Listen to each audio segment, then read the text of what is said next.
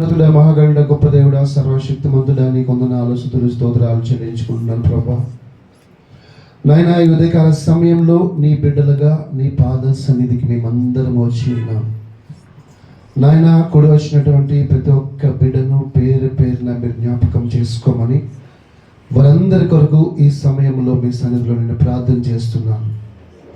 ఎంతమంది అయితే ప్రభా ఎగ్జామ్స్కి ప్రిపేర్ అవుతున్నారో ప్రతి ఒక్క బిడ్డకి మీ తోడై ఉండి నడిపించమని ప్రార్థిస్తున్నాం. అబ్రహాం, ఇస్సాకు, యాకోబులకి మీ తోడై ఉండి నడిపించినప్పుడు వారి జీవితాల్లో అద్భుత కార్యములు జరిగినాయి నాయన. అదే రీతిగా తండ్రి ఇక్కడ కూడి వచ్చినటువంటి ప్రతి ఒక్క స్టూడెంట్కి మీ తోడై ఉండి నడిపించమని ప్రార్థిస్తున్నాం. ఇంతకు ముందే ప్రభా ఒక సిస్టర్ మంచి సాక్ష్యం చెప్పారు. అదే రీతిగా ప్రభా ప్రతి ఒక్క బిడ్డ కూడా ముందుకు వచ్చి దేవుడు నా పట్ల గొప్ప కార్యాలు చేస్తాడని ప్రతి ఒక్క స్టూడెంటు, అలాగే ఇంకా ఎవరైతే వచ్చారో వారందరూ కూడా అనుదినము తండ్రి సాక్షి బిడ్డగా నిలబడడానికి మీ సహాయం దయచేయమని ప్రార్థిస్తున్నాం. అయ్యా, నిలబడి నన్ను కూడా ప్రభా, నేను కాదు ప్రభా, పరిశుద్ధాత్మ దేవుడా మీ ఆత్మతో నింపి మీరే నాలో ఉండి మా అందరితో మాట్లాడండి. నన్ను మీ సిలువ చాటున మరుగుపరుచుకుని మీ నోటి బోరగా నన్ను వాడుకోమని మీరే మా అందరితో మాట్లాడమని సమస్త మహిమ ఘనత ప్రభావములు మీకే చెల్లిస్తూ యేసు పరిశుద్ధ నామములో అడుగుచున్నాను పరమ తండ్రి, ఆమేన్. హల్లెలూయా. దేవునికి మహిమ కలుగును గాక. మంచిదండి. మరొక దినము పునరుద్ధాన ఆదివారం రోజున ఈ రీతిగా దేవుడు మనందరిని కూడి స్తుతించుకోవడానికి, ఆరాధించుకోవడానికి, ఆయన వాక్యం ధ్యానించుకోవడానికి దేవుడు ఇచ్చినటువంటి గొప్ప కృపను బట్టి దేవునికి మహిమ కలుగును గాక. ఆమేన్. మంచిదండి. నేను సేవలోకి వచ్చే ముందు కొంతమంది దైవ సేవకులతో నేను సహవాసం చేసి ఉన్నాను. చాలా మంచి దైవ సేవకులు, మంచి అనైటెడ్ దైవ సేవకులు. దాదాపు 3 దగ్గర నేను వాళ్ళతో బాగా కలిసిమెలిసి ఉన్నప్పుడు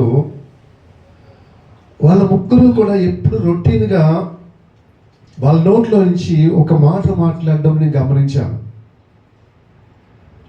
ఏంటంటే, double mind person cannot get a spiritual blessing. Hallelujah. ఇది ఈ మాట 3 దైవ సేవకుల దగ్గర ఉన్నప్పుడు వాళ్ళ రొటీన్గా ఈ మాట మాట్లాడడం అనేది నేను గమనించాను. దేవుడు నాకు ఇచ్చినటువంటి గొప్ప తలాంతు గిఫ్ట్ ఏంటంటే, మీలో ఎవరు వాక్యం చెప్పినా పెన్ను బుక్కు తీసుకుని మీరు చెప్పిన మెసేజ్ అంతా రాసుకుంటాను. దేవునికి స్తోత్రం.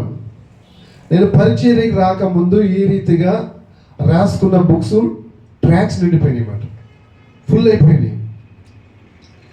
పాస్టర్ గారు అనేవారు, ఎందుకంటే తెగ రాసేస్తున్నారు అక్కడ, రాసి పెట్టేస్తున్నారు, బుక్స్ అన్ని మొత్తం నిండిపోతున్నాయి, ఇల్లంతా ఈ రాసుకునే మెసేజ్లతో నిండిపోతున్నాయి. మళ్ళీ ఎప్పుడైనా మెసేజ్ చెప్పాలంటే నువ్వు అది తీస్తావు అంటే తీయవు, మళ్ళీ బైబిలే తీస్తావు, అదొక్కటి తీవి, ఎందుకు రాసుకుంటావు? నాకు అలవాటు అనమాట. సో అలానే రాసుకున్న క్రమంలో నేనేం చేస్తుంటే అబ్జర్వేషన్ చేస్తాను అనమాట. దైవ సేవకుల్లో ఎవరెవరిలో ఏ బెస్ట్ క్వాలిటీస్ ఉన్నాయో అవి నేను బై గ్రాప్ తీసుకుంటాను. దేవునికి స్తోత్రం. అలా నేను చెక్ చేసినప్పుడు 3 దైవ సేవకులు మాట్లాడిన మాట ఇది, డబుల్ మైండ్ పర్సన్ ఏది కూడా పొందుకోలేడు. యేసు ప్రభువారు కూడా బైబిల్లో అందరినీ క్షమించాడా? అందరినీ క్షమించాడండి? అందరినీ క్షమించలేదు. వేశ్యనైనా క్షమిస్తాను కానీ వేషధారిని క్షమించను. అలాగే మనము బైబిల్లో గమనించినట్లయితే చాలా మందిని దేవుడు క్షమించలేదు. నెంబర్ 1 వేషధారి గురించి ఉంటుంది, తర్వాత గర్విష్ఠుల గురించి ఉంటుంది. ఇలా చెప్పుకుండా పోతే మనకి పెద్ద లిస్టే వస్తుంది. కానీ దేవుడు కొంతమందిని క్షమించడు. వాళ్ళు ఎందుకు క్షమించడు? ఒకవేళ ఆ క్వాలిటీస్ ఏమైనా మనలో ఎక్కడైనా ఒక 10% కానీ 20% కానీ ఉన్నాయా? మనం ఏం చేయాలంటే ఆత్మీయ జీవితంలో మనం పరుగులు పెట్టి వెళ్ళిపోయేటప్పుడు ఒకసారి స్పిరిచువల్గా మనం ఎలాగున్నాము, ఆత్మీయంగా ఎలాగున్నాము అనేది ఎవరు చెక్ చేసుకోవాలంటే మనకు మనమే చెక్ చేసుకోవాలి. దేవునికి స్తోత్రం, హల్లెలూయా. ఇప్పుడు మనలో బీపీ షుగర్ ఉందా లేదా అని చెక్ చేసుకోవాలంటే మనం వెళ్తేనే కదా ఎంత బీపీ ఉంది, ఎంత షుగర్ ఉందని తెలుస్తుంది. మనకు మనమే చెక్ చేసుకోవాలి. సో అలాగే మనలో స్పిరిచువల్గా ఏమైనా ఒకవేళ ఏమన్నా మనం సైడ్ ట్రాక్లో వెళ్తున్నామా, నిజంగా ఆత్మీయంగా మనం స్ట్రాంగ్గా ఉన్నామనేది మనము కంపల్సరీగా చెక్ చేసుకోవాల్సిన అవసరము చాలా ఉన్నది. ఎందుకంటే రాకడ సమయము దగ్గర పడతా ఉంది, సూచనలు మనకి కనిపిస్తూ ఉన్నాయి. ఈ సమయంలో మనకి ఏమి కావాలంటే సిద్ధపాటు అనేది చాలా అవసరం. ఒకసారి చూద్దాం మనము మత్తయి సువార్త 23వ అధ్యాయము 23వ వచనం. అక్కడ మీరు చదువుతారా? మైక్ తీసుకోండి. మత్తయి సువార్త 23వ అధ్యాయము 23వ వచనం. అయ్యో అయ్యో వేషధారులైన శాస్త్రులారా, పరిసయ్యులారా, మీరు పుదీనాలోను సోపులోను జీలకర్రలోను 10వ వంతు చెల్లించి ధర్మశాస్త్రములో ప్రధానమైన విషయములను అనగా న్యాయమును కనికరమును విశ్వాసమును విడిచిపెట్టితిరి. వాటిని మానక వీటిని చేయవలసి ఉండెను. దేవునికి స్తోత్రం, హల్లెలూయా. గమనించండి ప్రియ దేవుని బిడ్డలారా, వీళ్ళు 10వ భాగం ఇస్తున్నటువంటి వీరు అన్యజనుల దేవుణ్ణి ఎరిగిన వారా కాదా? చెప్పాలా? వీళ్ళు దేవుణ్ణి బిడ్డలే కదా. శాస్త్రులు పరిచర్లు అంటే ఆ కాలంలో సంఘంలో చాలా ప్రాముఖ్యమైన వారు, పరిచర్లో కూడా. వీళ్ళు ఏం చేస్తున్నారు? అన్నిటిలో 10వ భాగాలు ఇస్తున్నారు. దేంట్లో అంట? పుదీనాలో, సోపులో, జీలకర్రలో. బహుశా మనం కూడా ఇవేమో. Yes sir, no? మీరు ఇస్తారండి? సోపు, జీలకర్ర, పుదీనాలో కూడా పుదీనా తెచ్చారండి, దాంట్లో కూడా 10వ భాగం ఇస్తున్నారంట. షాప్ నుంచి జీలకర్ర తెచ్చారు, జీలకర్రలో కూడా 10వ భాగము ఇస్తున్నారంట. అన్నిటిలో 10వ భాగం ఇస్తున్నారు. దేవునికి స్తోత్రం. మనము కూడా అన్నిటిలో 10వ భాగం ఇచ్చేవారంగా బహుశా ఉండొచ్చు. దేవునికి స్తోత్రం. అయితే దేవుడు ఏం కోరుకుంటున్నాడు? నీ పుదీనాలోను, జీలకర్రలోను, ఇంకా సోపులోను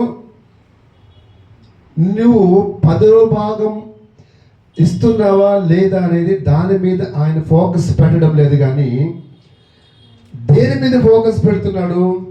ప్రధానమైన విషయం అంట. ఏంటి ప్రధానమైన విషయము? కనికరము, విశ్వాసమును.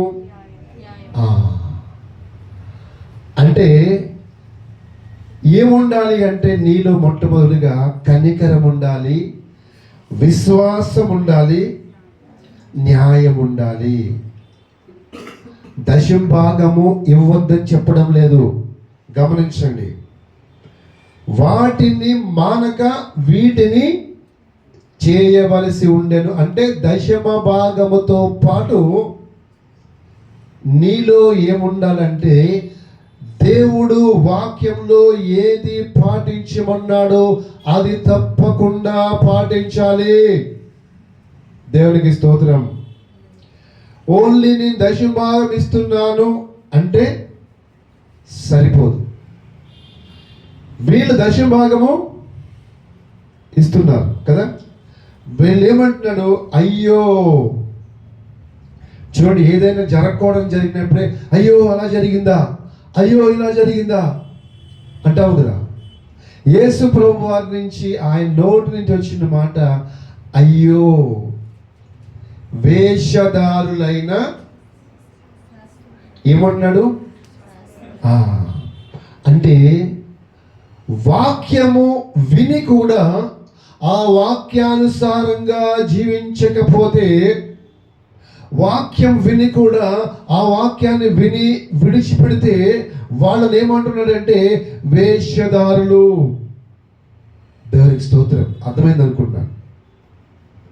వాక్యం విని కూడా పాటించకపోతే, వాక్యం విని కూడా దాని ప్రకారం నడుచుకోకపోతే ఏంటంట వేషధారులు. మత్తయి సువార్త 23:25. అయ్యో అయ్యో మళ్ళీ అంటున్నాడు అయ్యో వేషధారులైన శాస్త్రులారా, వేషధారులైన శాస్త్రులారా, పరిసయ్యులారా, మీరు గిన్నెయు పల్లెమును వెలుపట శుద్ధి చేయుదురు గాని అవి లోపల దోపుతోను అజితేంద్రియత్వముతో నిండి ఉన్నవి. చూడక గ్రుడ్డి పరిసయుడా గిన్నెయు పల్లెమును వెలుపల శుద్ధి అగునట్లుగా ముందు వాటి లోపల శుద్ధి చేయుము. దేవునికి స్తోత్రం. హల్లెలూయా. అంటే నువ్వు బాగా నీట్గా అందంగా క్లియర్గా కనపడాల్సింది పైన కాదంట. ఎక్కడ? లోపల. ఎక్కడ క్లియర్గా ఉండాలి? లోన. అంటే లోపట క్లియర్ లేకుండా వేషధారి వేషాలు వెయ్యొద్దు అని చెప్తున్నాడు. శాస్త్రులకి పరిచయులకి ఏం చెప్తారు? మీరు పైనే గిన్నె తోముతున్నారు. మనం కూడా తోముతాం కదా. పొద్దున్నే ఇడ్లీ సామాన్లు, ఉప్మా సామాన్లు అన్నీ ఏం చేస్తాము? తోమా. మీరు పైన తోముతున్నారు, పైన క్లీన్ చేసుకుంటున్నారు. పైన కాదు క్లీన్ చేయాల్సింది. ఎక్కడ క్లీన్ చేయాలంట? లోపల. ఇప్పుడు ఒక గిన్నె ఉంది, ఒక పాత్ర ఉంది, అది పైనే క్లీన్ చేసి పెట్టారనుకోండి, దాంట్లో మీరు పాలు కాస్తారా? ఏమా దాంట్లో వంట చేస్తారా? చేయరు. ఎందుకు? ఆ గిన్నెలో ఒక కొంచెం మరకున్నా కూడా అది శుభ్రంగా చేసి దాంట్లో వాడుకుంటాం. అవునా కదా? సో దేవుడు కూడా మన నుంచి ఏం ఎక్స్పెక్ట్ చేస్తాడంటే పైన క్లీన్ చేసుకోవడం కాదు.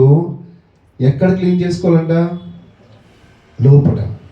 ఒకవేళ లోపల నీ హృదయంలో నీ మనసు క్లియర్గా లేకుండా పైకి మాత్రము క్లియర్గా ఉన్నట్టుగా వేషధారతనంగా ఉంటే వాళ్ళు ఏమంటున్నాడు? అయ్యో వేషధారులైన శాస్త్రులారా. అలాంటి వారిని ఎలాంటి వాళ్ళతో పోలుస్తున్నాడో చూడండి. 27వ వచనం. అయ్యో వేషధారులైన శాస్త్రులారా, పరిసయ్యులారా, మీరు సున్నము కొట్టిన సమాధులను పోలి ఉన్నారు. సున్నము కొట్టిన సమాధి. దేవునికి స్తోత్రం. హల్లెలూయా. చూడండి, వేషధారులను యేసు ప్రభువే పోలుస్తూ ఉన్నాడు. ఎవరితోటి? ఎంత దారుణం అండి. అంటే దేవుడు వేషధారులను ఎంతగా క్షమిస్తూ ఉన్నాడు. సున్నం కొట్టిన సమాధి. ఎంత కోపం వస్తుంది కదా. నిజంగా ఒక మనిషిని తిట్టినప్పుడు సమాధితో పోలిస్తే ఎంత కోపం వస్తుంది. అవునా? అంటే వేషధారితనం ఉన్న వాళ్ళు ఎలాంటి వారంట? సమాధులను పోలి ఉన్నారు. చదవండి అక్క. అవి వెలుపల శృంగారముగా అగుపడును గాని లోపల చచ్చిన వారి ఎముకలతోను సమస్త కల్మషముతోను నిండి ఉన్నవి. ఇప్పుడు చూడండి, సమాధులు ఉంటాయి కదా. సమాధులకి ఏం చేస్తారు? మంచిగా దానికి సిమెంట్ చేయించి, డెకరేషన్ చేయించి, మంచి రంగురంగులు వేసి, ఒక సిలువు పెట్టి మంచి పెయింట్ వేపిస్తారు కదా. పైకి ఎలా ఉంటాయి? చాలా అందంగా ఉంటాయి. అవునా? మన వాళ్ళు కూడా వీళ్ళు ఏం చేస్తారో సమాధి మీద శుభ్రంగా కడిగేసి అన్నీ చేసి డెకరేషన్ చేసి పూలు పెట్టి అందంగా చేసి వస్తారు కదా. అది కరెక్టే, ఓకే. లోపల ఏముందంట? లోపల ఏముంది? ఎముకలు. దేవునికి స్తోత్రం. మనము కూడా పైకి ఎలా కనిపిస్తున్నాం అంటే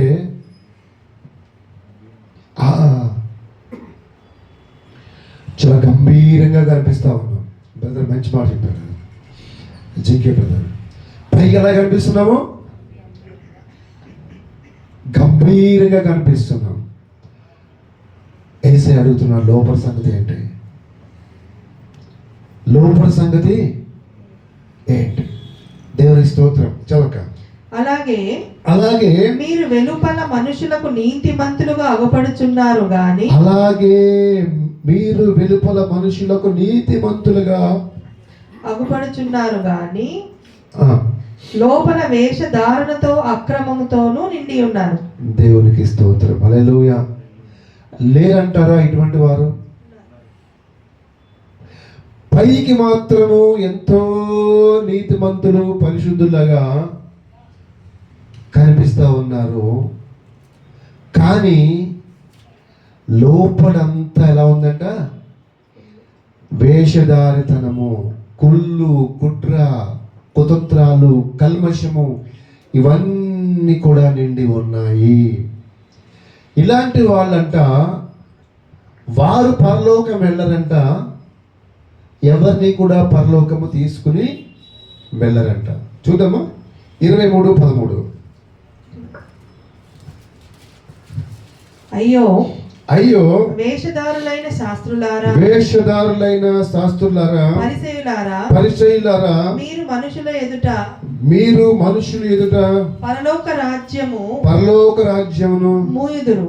దేవునికి స్తోత్రం. వీళ్ళు ఏం చేస్తారంటండి? పరలోక రాజ్యాన్ని, దేవునికి స్తోత్రం కలుగును గాక. అంటే వేషధారులతో ఎంత డేంజర్ అర్థం చేసుకోండి. పరలోక రాజ్యం యొక్క డోర్లు మూసేస్తారంట. మరి చాలా జాగ్రత్తగా గమనించండి. కొంచెం మనము డెప్త్కి వెళ్తే పరలోక రాజ్యము ఆ డోర్లు మూసే అధికారం ఎవరికి ఇచ్చాడు తెలుసా? దేవుడు పేతురుకి ఇచ్చాడు. పేతురుతో అంటాడు, నువ్వు తెరిస్తే తెరవబడతాయి, నువ్వు మూస్తే మూయబడతాయి, పరలోకపు తాళపు చెవులు నీకు ఇస్తున్నాను పేతురు అంటాడు. యేసు ప్రభు వారు పేతురుకి ఇచ్చాడు అధికారం. ఏం అధికారము? పరలోకము తాళపు చెవులు, దాన్ని మూసే అధికారము పేతురుకి ఇచ్చాడు. అంటే పేతురుకి ఇచ్చినటువంటి ఆ అధికారం, మూసే అధికారము శాస్త్రులు పరిచర్యలు కూడా వాళ్ళ క్రియలను బట్టి ఏమవుతుందంట? వాళ్ళు పరలోకానికి వాళ్ళు ఎవ్వరూ పరలోకం వెళ్ళకుండా మూసివేస్తారు. దేవుని స్తోత్రం. హల్లెలూయా. అయితే మీకు ఒక డౌట్ రావచ్చు. ఏంటి ఆ డౌట్ అంటే, బ్రదర్ ఎవరు వేషధారులు? I am always 100% perfect. ప్రతి మనిషి అనుకునే మాట ఇది, అవునా కదా? I am always 100% perfect. నాలో వేషధారితనము ఉన్నది లేదు, నా దగ్గర లేదు అనుకుంటా కదా. ఇప్పుడు బైబిల్లో నుంచి 4 వ్యక్తులు చూపిస్తాను మీకు సమయాన్ని బట్టి. 4 వ్యక్తులు చూపిస్తారు వేషధారితనము గురించి. బైబిల్లో ఉన్నటువంటి 4 వ్యక్తులు. ఆ 4 వ్యక్తుల్లో ఎవరైనా మనకు కొంచెం టాలీ అవుతుందా? ఒక్కొక్కసారి టాలీ అవుతుంది కదా, అవునా? ఒక్కొక్కసారి సేమ్ మన క్యారెక్టరే ఉన్నటువంటి వ్యక్తులు కనిపిస్తూ ఉంటారు, అవునా? ఒకసారి మనలాగే మాట్లాడే వ్యక్తులు కనిపిస్తూ ఉంటారు, లేకపోతే సేమ్ మన పోలికల్లో ఉన్న వ్యక్తులే కనిపిస్తూ ఉంటారు. ఒక్కొక్కసారి నేను మెసేజ్ చెప్తాకెళ్ళినప్పుడు చూస్తా, సేమ్ నాలాగే మెసేజ్ చెప్తుంటాడు. దేవుని స్తోత్రం. ప్రభా సేమ్ ఎనర్జీ నాలో కూడా ఉంది కదా అని సంతోషపడతా. హల్లెలూయా. అది మంచి వ్యక్తి అయితే. చెడ్డ వ్యక్తి అయితే క్యాన్సిల్ చేస్తా. దేవుని స్తోత్రం. హల్లెలూయా. ఇప్పుడు నలుగురిని చూద్దామా? వేషధారులు ఎవరో షాక్ అవుతారు మీరు ఇప్పుడు. హల్లెలూయా, ఇలాంటి వేషధారులు ఉన్నారా బ్రదర్? చూద్దాం. మత్తయి సువార్త 6వ అధ్యాయము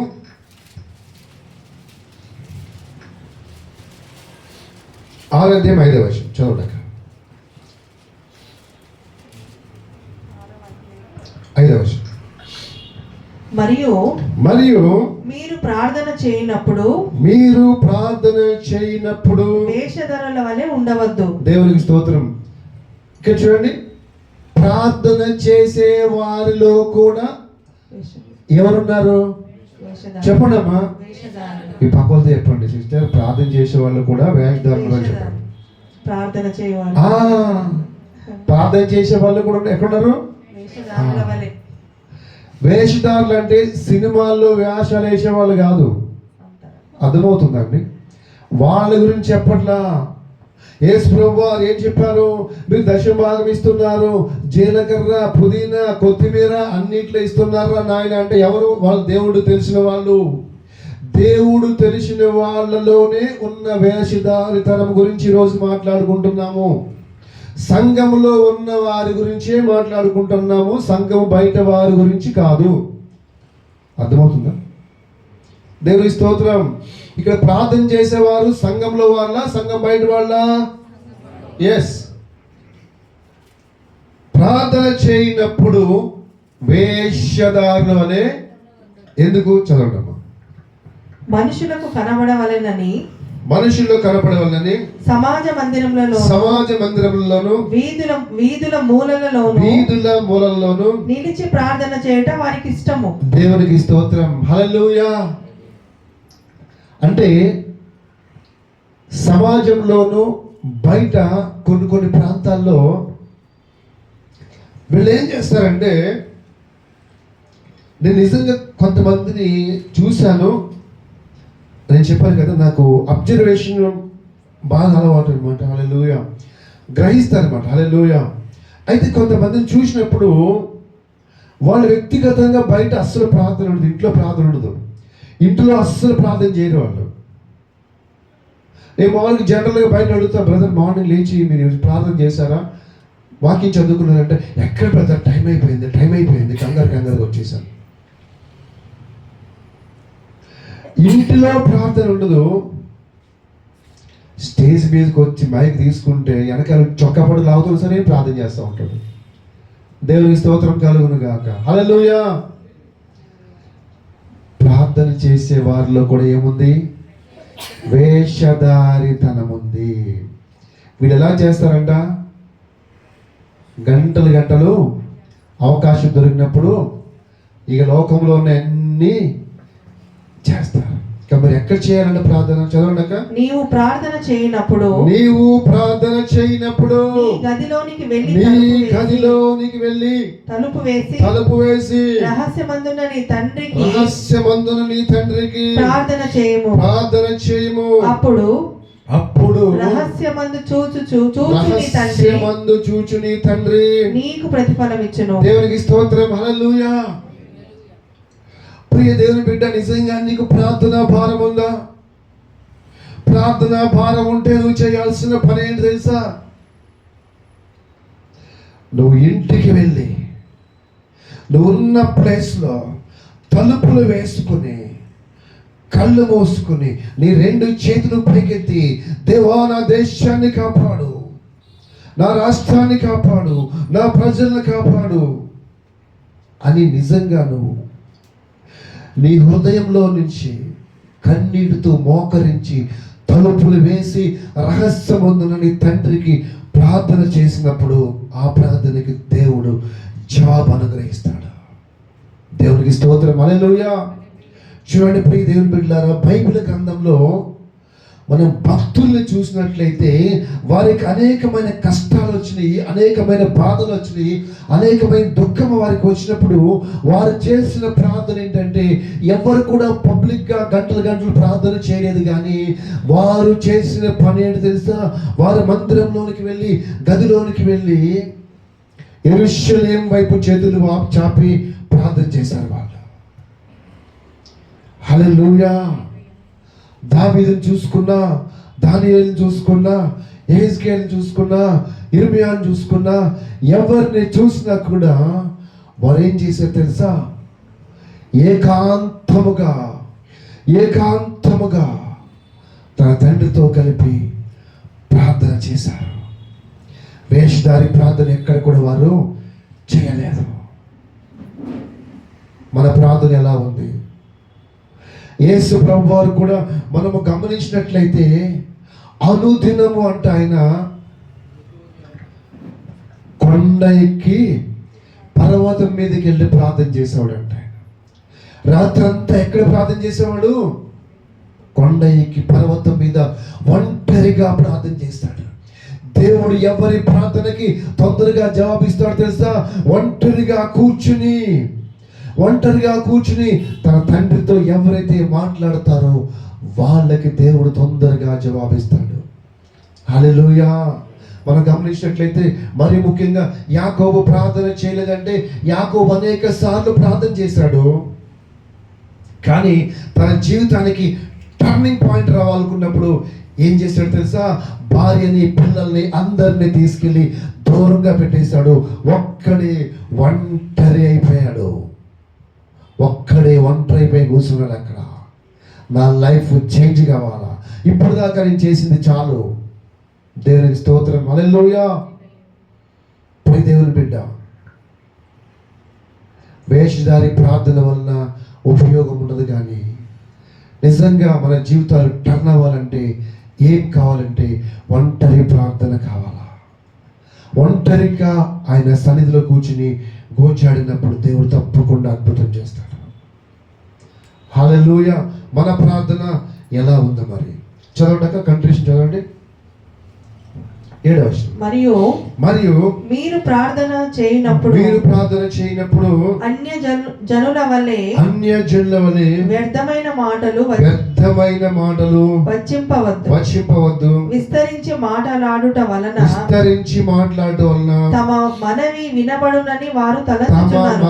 వినబడునని వారు తలంచుకొనుచున్నారు. దేవుని స్తోత్రం.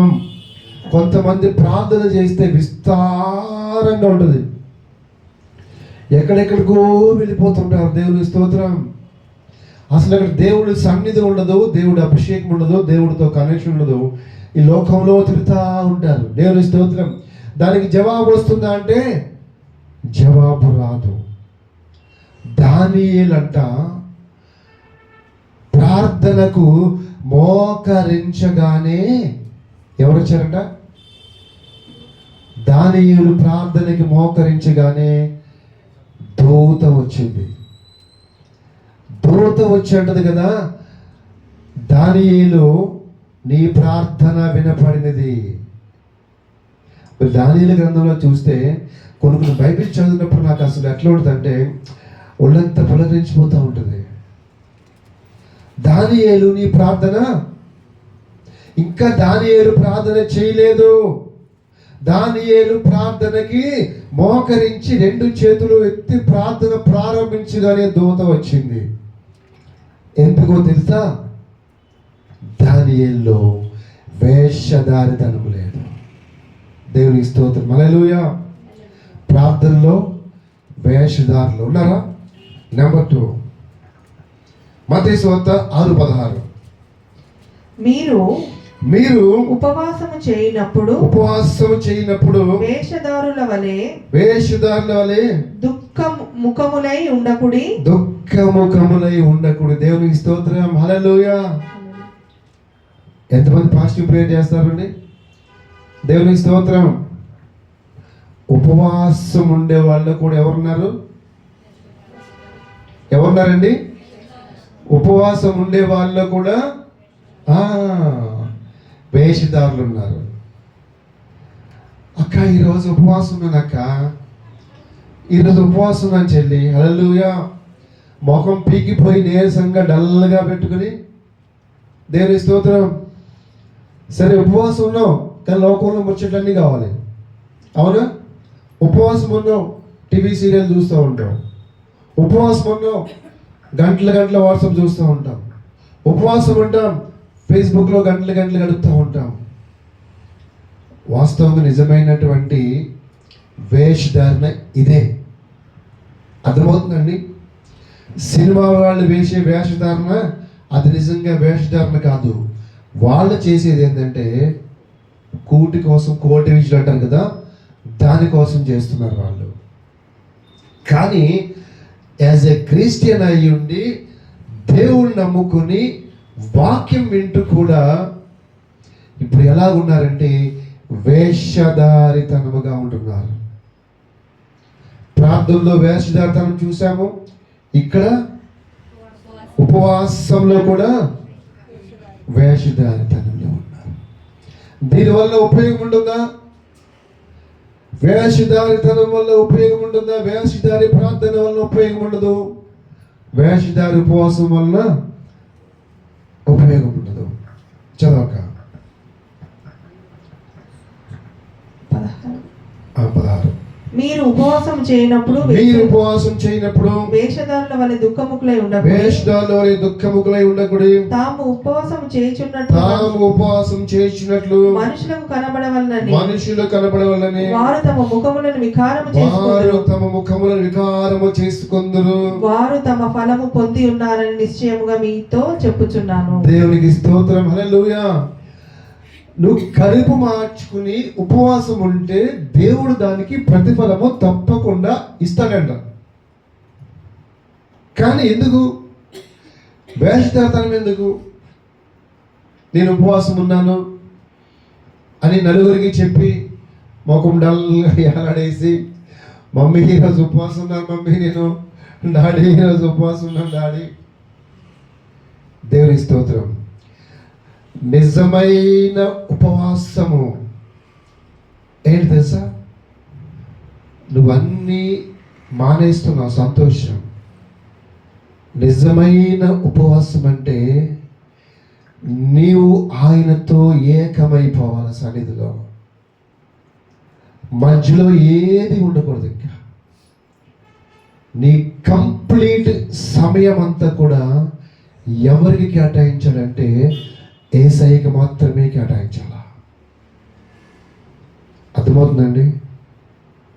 నేను ఉపవాసం ఉన్నానని చెప్పి ఏదో కొద్దిసేపు ఒక 5 నిమిషాలు 10 నిమిషాలు ప్రార్థన చేసుకుని మిగతా సమయం అంతా లోకానికి గడిపామనుకో, ఫర్ ఎగ్జాంపుల్ ఫోన్కి గడిపామనుకో, వేస్ట్ మాటలకి గడిపామనుకో, అది వేషధారణ ఉపవాసం అవుతుంది. నిజంగా దేవుడి దగ్గర నుంచి మనం పొందుకోవాలి అంటే ఇటువంటి వేషధారణ ఉపవాసాన్ని పక్కన పెట్టి అన్నీ విడిచిపెట్టి ఆయన సన్నిధిలో కూర్చున్నామంటే దానియేలుకి ఏ విధంగా వెంటనే జవాబు వచ్చిందో నీకు కూడా జవాబు వస్తుంది. దేవునికి స్తోత్రం. హల్లెలూయా. ఇప్పుడు ఇద్దరు చూసాం, అవునా? మూడో వ్యక్తిని చూద్దాం. మత్తయి సువార్త 6వ అధ్యాయము 1-2 వచనములు. మనుషులకు కనబడవలనని వారి ఎదుట మీ నీతి కార్యము చేయకుండా జాగ్రత్త పడుడి. మనుషులకు కనబడవలనని. కొంతమంది ఏం చేస్తారంటే ఇస్తారు, కానీ ఏం చేస్తారు? అందరికీ కనపడాలి. అవునా? ఇప్పుడు 100 రూపాయలు ఎవరికైనా ఇచ్చామనుకో, లేదా ఒక షర్ట్ ఇచ్చామనుకో, ఒక శారీ ఇచ్చామనుకో, ఏం చేస్తావు తెలుసా? ఇలా ఇచ్చేటప్పుడు అన్న ఫోటోది బాగా రావాలా, నా చేతులు కనపడాలి, ఆమె కనపడాలి, నేను కనపడాలి, ఫోటో క్లారిటీగా. అది దేవుని స్తోత్రం. ఇచ్చింది ఎక్కడ? 100 రూపీస్ శారీ ఉంటుంది, 100 రూపీస్ ఐటమ్ ఉంటుంది. ఫోటోలు తీపించుకుని WhatsApp status, Facebook, Twitter, Instagram, ఇచ్చింది 100 రూపాయలు 1000 మందికి పోస్ట్ చేస్తాం. అది ప్రతిఫలం ఉండదు దానివల్ల. నేను ఒక ఫోటో చూశాను. 6 డజన్ అరటిపళ్ళు, 6 డజన్ అర్థమవుతుంది కదా, 6 అరటిపళ్ళు ఉన్నాయి. 6 అరటిపళ్ళు రోడ్డు మీద అడుక్కునే వాడికి ఇస్తున్నారు. ఎంతమంది తెలుసా? 7. 7 మెంబర్స్ 6 అరటిపళ్ళు అడుక్కునే వాడికి ఇస్తూ ఏంటి ఇక్కడ చూస్తే కరెక్ట్గా లెక్క పెడితే 6 అరటిపళ్ళు ఉన్నాయి. వీళ్ళు ఎంతమంది ఉన్నారు? 7 ఫోటో తీసి పెట్టారు. దేవుడు క్షమిస్తాడా? ఏమా ఏంటిది? వేషధారితనము. నువ్వు ఇచ్చే విషయంలో వేషధారితనముగా ఉండకూడదు. నెంబర్ 1, ప్రార్థనలో వేషధారితనం ఉండకూడదు. ఉపవాసంలో వేషధారం ఉండకూడదు. ఇచ్చే విషయంలో కొంతమంది ఏం చేస్తారంటే, దగ్గర నేను చూశాను కాబట్టి చెప్తున్నాను, వాళ్ళు కానుకలు పెట్టెలో వేయకుండా 1000, 2000 ఇస్తారనుకో, తీసుకెళ్ళి పాస్టర్ గారు చేతికి ఇస్తారు. ఎందుకు? పాస్టర్ గారి దగ్గర మెప్పు పొందుకోవాలి. నేను చూసాను బయట కొన్ని ప్లేసెస్. ఇదేంటి అంటే కనపడాలి. దేవుడు ఏం చెప్తాడు? మనుషులకు కనపడే వాళ్ళని. ఎవరు కనపడాలంట? మనుషులకు కాదు కనపడేది, పైనున్న దేవుడికి కనపడాలి నువ్వు ఇచ్చేది. మనుషులకు కనపడే వాళ్ళని వారి ఎదుట మీ నీతి కార్యములు చేయకుండా జాగ్రత్త పడు. ఏం చేయాలంట? జాగ్రత్త పడాలి. అంతేకాదు, ఇంకా చదవడాక లేని ఎడల పరలోకమందున్న మీ తండ్రి యొద్ద మీరు ఫలము పొందరు. నువ్వు ఇచ్చావు, కొంచెం హెల్ప్ చేసావు, సహాయం చేసావు, కానీ నువ్వు చేసిన సహాయానికి ఏం చేసావు? బాగా డబ్బు వేసుకుంటున్నావు. అర్థమవుతుందా? సహాయం చేసి డబ్బు వేసుకుంటే దానివల్ల నీకు పరలోకంలో ఇంత కూడా ప్రతిఫలము కలుగదు. 2వ వచనం. కావున నీవు ధర్మము చేయనప్పుడు మనుషుల వలన ఘనత నొందవలెనని వేషధారుల సమాజ మందిరములోను వీధులలోను చేయులాగున నీ ముందర బూర ఊదింపవద్దు. దేవునికి స్తోత్రం, హల్లెలూయా. కొంతమంది బోర ఊదించుకుంటారంటాడు. బోర ఉన్నారండి ఇలాంటి వాళ్ళు? ఉన్నారా లేరా? 100% ఉన్నారు. బోర ఊదాలి. అబ్బా జింకి బ్రదరు, ఆయన ఎలా ఇస్తాడు తెలుసా? అసలు ఆయన చేతికి అద్దే ఉండదు, ఇస్తూనే ఉంటాడు. నేను ఒక ప్రేయర్కి వెళ్తాను, ఒక పాస్టర్ గారు ప్రేయర్ పెడతారు. వెళ్ళినప్పుడు మైక్ ఇచ్చి, బ్రదర్ మీరు మాట్లాడండి. ఏం మాట్లాడాలంటే ఆయన గురించి చెప్పాలి. అర్థమవుతుందా? అంత గొప్పవాడు, ఇంత గొప్పవాడు, చాలా ఇది అలా ఇలా అని ఏం చేయాలి? మనము ఆ వ్యక్తిని పొగడాలి.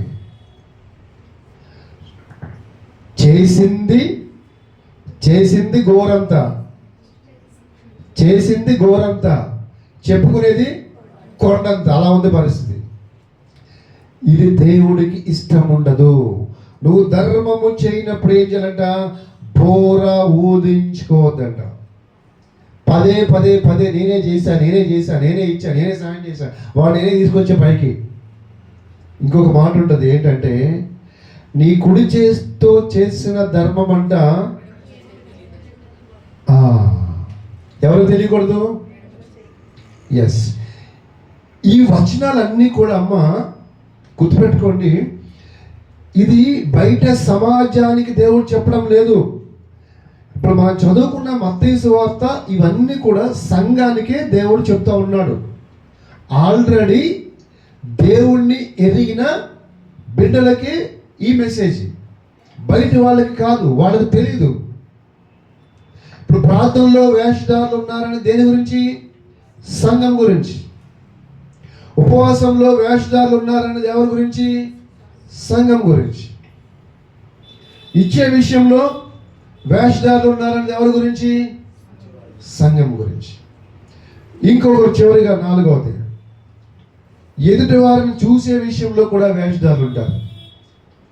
ఎదుటి వారిని చూసే విషయంలో కూడా వేషధారులు ఉంటారు. మత్తయి సువార్త 7వ అధ్యాయము 3 నుంచి 5 వరకు. నీ నీ కంటిలోనున్న దూలము నెంచక, నీ కంటిలోనున్న దూలము నెంచక, నీ సహోదరుని కంటిలోనున్న నలుసును చూచుట ఎలా? నీ కంటిలోనున్న నలుసును చూచుట ఎలా? నీ కంటిలో దూలముండగా, నీ కంటిలో దూలముండగా, నీవు నీ సహోదరుని చూచి, నీవు నీ సహోదరుని చూచి, నీ కంటిలోనున్న నలుసును తీసి వేయ నిమ్మని చెప్పనేలా? చెప్పనేలా? వేషధారి మొదట నీ కంటిలోనున్న దూలమును తీసివేసుకొనుము. దేవునికి స్తోత్రం. అంటే ఎదుటి వారిలో ఉన్నటువంటి లోపాలను ఎత్తి చూపించే వాళ్ళని ఏమంటున్నాడు? వేషధారి. అంటే నీలో ఆల్రెడీ వేషధారితనం ఉంది, నీలో ఆల్రెడీ కొన్ని లోపాలు ఉన్నాయి, నీలో సంథింగ్ అసూయ ఉంది, నీలో సంథింగ్ ఈర్ష ఉంది, నీలో సంథింగ్ ద్వేషం ఉంది, నీలో కొన్ని దేవుడికి వ్యతిరేకమైన క్రియలు కార్యాలు నీలో 100% ఉన్నాయి. కానీ ఎదుటి వారిని ఎలా చూస్తున్నావు?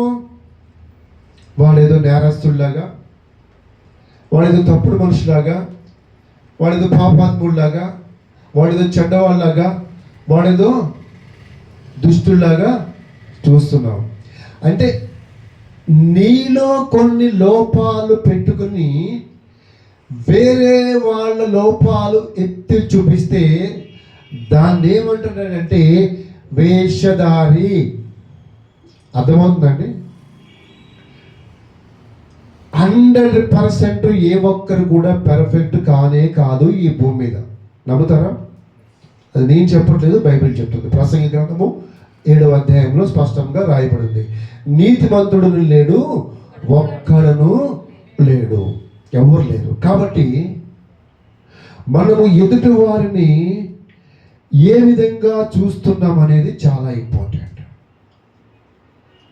ఎలా చూస్తారో తెలుసా? మీరు పెళ్ళిళ్ళకి వెళ్ళినప్పుడు చూడండి, అర్థమవుతుంది.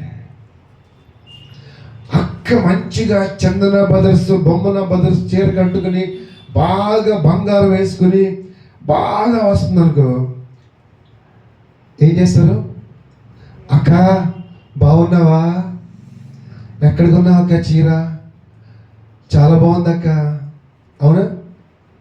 అదే పాపము కొంచెం ఏదో తక్కువ మిడిల్ క్లాసు, లో మిడిల్ క్లాసు పాపం ఆటో దిగి వస్తుంది అనుకో, ఆమె పట్టించుకో నువ్వు. దేవుని స్తోత్రం, హల్లెలూయా. ఇది కూడా ఏంటంటే వేషధారితనమే. అంటే నీ దృష్టిలో ఒక వ్యక్తిని ఉన్నతంగా చూసి ఒక వ్యక్తిని తగ్గించి చూస్తున్నావు అనుకో, అది కూడా వేషధారితనమే. నువ్విచ్చే రెస్పెక్ట్ డబ్బును బట్టి, బంగారాన్ని బట్టి, చీరలను బట్టి, వాళ్ళ స్టేటస్ని బట్టి, హోదాని బట్టి ఇచ్చావనుకో, అది కూడా వేషధారితనమే. దాన్ని కూడా దేవుడు క్షమించడు. దేవునికి స్తోత్రం, హల్లెలూయా. నేను చూశానండి, ఒక పెద్ద దైవ సేవకుడు ఉన్నాడు. ఆ దైవ సేవకుడు చుట్టూ కూడా అందరూ కూడా వేషధారులే ఉన్నారు, అందరూ వేషధారులే. అలాగే అట్ ద సేమ్ టైం ఒక పెద్ద దైవ సేవకురాలు ఉంది. ఆ పెద్ద దైవ సేవకురాలు చుట్టూ వేషధారులే ఉన్నారు. నేను బాగా దగ్గరుండి గమనించా. ఎలా తెలుసా? రాగానే డోర్ తీసి అయ్యారు ఓవర్ యాక్షన్. తర్వాత బయటకు వచ్చిన తర్వాత చూడాలి, నేను ఇంకా అసలు మామూలు లేదు. ఆ దైవ సేవకుడు నేను నడమంటే నడుస్తాడు, కూసమంటే కూర్చుంటాడు. ఆ దైవ సేవకుడు నడమంటే నడుస్తుంది, కూసమంటే కూర్చుంటుంది. మొత్తం నా చేతిలోనే ఉంది. హల్లెలూయా. నేను దగ్గరగా వ్యక్తిగతంగా చూసి చెప్తానండి, ఇదేంటి తెలుసా? వేషధారితనము. దేవుని స్తోత్రం. వీళ్ళందరూ సంఘం బయట లేరు, సంఘం లోపటే ఉన్నారు. బహుశా మనలో కూడా చెప్పాలి, మనలో కూడా సంఘం అంటే ఎవరు? మనమే. దేవుని స్తోత్రం, హల్లెలూయా. కాబట్టి ఈ వేషం వేసే వాళ్ళని ఎవరితో పోల్చబడిందంటే ఒక్కసారి చూద్దాం. 2 కొరింథీయులకు రాసిన పత్రిక 11వ అధ్యాయం 14వ వచనం.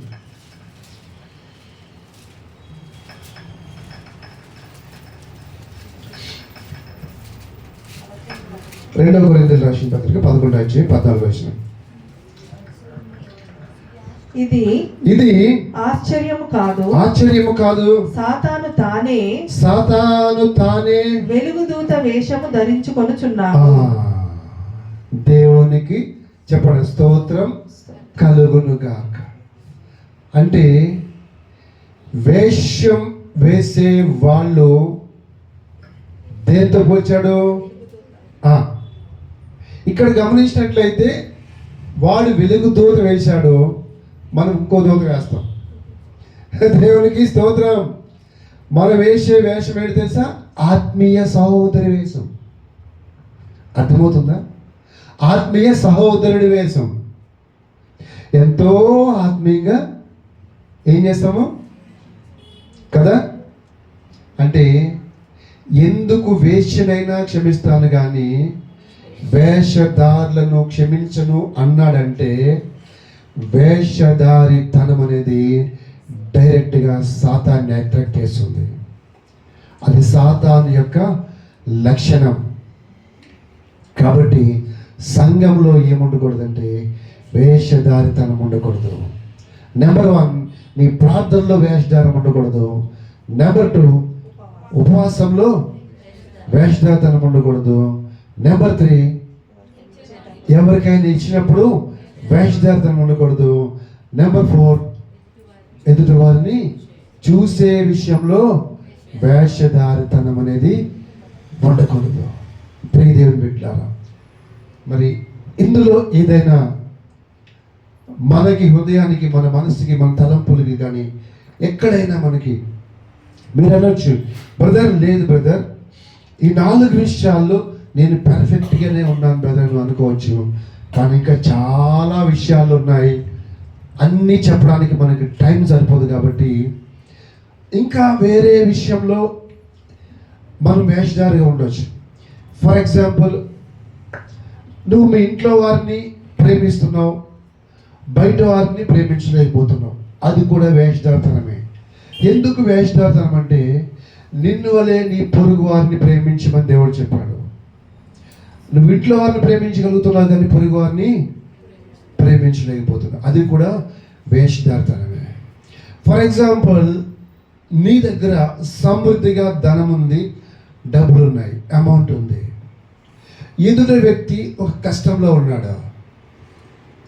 ఎదుటి వ్యక్తి కష్టంలో ఉన్నాడని తెలిసి కూడా నువ్వు 1 రూపాయి తీయడం లేదు చూడు, అది కూడా వేషధారితనమే. నువ్వు ఒక మాట చెప్తే అక్కడ కార్యం జరుగుతుంది, అయినా కూడా నువ్వు తెలిసి కూడా ఒక మాట చెప్పడం లేదు, అది కూడా వేషధారితనమే. దేవుడు నీకు ప్రార్థన చేయడానికి సమయాన్ని ఇచ్చాడు, అయినా నువ్వు ప్రార్థన చేయడం లేదు, అది కూడా వేషధారితనమే.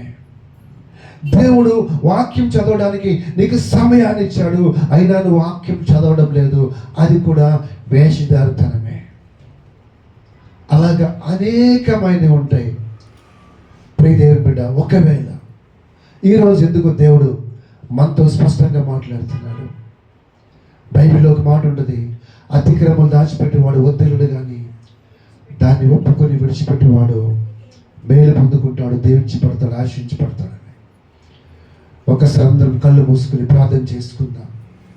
అయ్యా, నాలో ప్రభువా ఏదైనా వేషధారితనం ఉంటే తీసివేయండి ప్రభువా అని ఒక చిన్న ప్రార్థన చేసుకుందాం. అయ్యా, నా ప్రార్థనలో వేషధారితనం ఉందా? అయ్యా, నా ఉపవాసంలో వేషధారితనం ఉందా? లేదా ప్రభువా నేను ఇచ్చే విషయంలో వేషధారితనం ఉందా? ఎవరినైనా చూసే విషయంలో వేషధారితనం నాలో ఉందా? ప్రియ దేవుని బిడ్డ, అటువంటి వేషధారితనం ఉంటే అది నీ ఎదుగుదలకు ఆటంకము, నీ ఆశీర్వాదానికి ఆటంకము, అది నీ కుటుంబానికి ఆటంకము, నీ ఆరోగ్యానికి ఆటంకం. అది దేవుడు నీకు ఇవ్వాల్సినవి కొన్ని నువ్వు పొందుకోలేవు, ఆగిపోతాయి. ఈరోజు నువ్వు ఆయన సన్నిధిలో, ప్రభువా నాలో నీకు వ్యతిరేకమైన ఏ వేషధారితనం ఉన్నా తీసివేయి ప్రభు అని ఒక చిన్న ప్రార్థన చేసినట్లయితే దేవుడు క్షమిస్తాడు, తప్పకుండా నూతన ద్వారములు తెరుస్తాడు. స్తోత్రం తండ్రి, బహున్నతుడ, మహాగణ, గొప్ప దేవుడా, సర్వశక్తిమంతుడా, నీ వందనాలు, స్తోత్రాలు అయ్యా. వాక్యం ద్వారా ఎంతగానో మీరు మాతో మాట్లాడారు ప్రభు, అందుని బట్టి మీకు స్తోత్రాలు అయ్యా. విన్న వాక్యాన్ని విడిచిపెట్టేవారు కాకుండా మాలో ప్రభు మాకు తెలియనటువంటి వేషధర్తనం ఏదున్నా కూడా వేరుతో సహా తీసివేయమని, మనందరినీ విన్న వాక్యం నూరంతలుగా మాలో దీవించి ఆశీర్వించమని సమస్త మహిమ గంత ప్రభావాలు మీకే చెల్లిస్తూ యేసు పరిశుద్ధం నడుచున్నాం పరమ తండ్రి, ఆమేన్. మంచిదండి, మనం ఇప్పుడు రొట్టె ద్రాక్షరసం తీసుకోబోతున్నాం. దయచేసి ప్రతి ఒక్కరు కూడా ప్రార్థనాపూర్వకంగా ఉండవలసిందిగా ప్రభు పేరిట మనవి చేస్తున్నాం.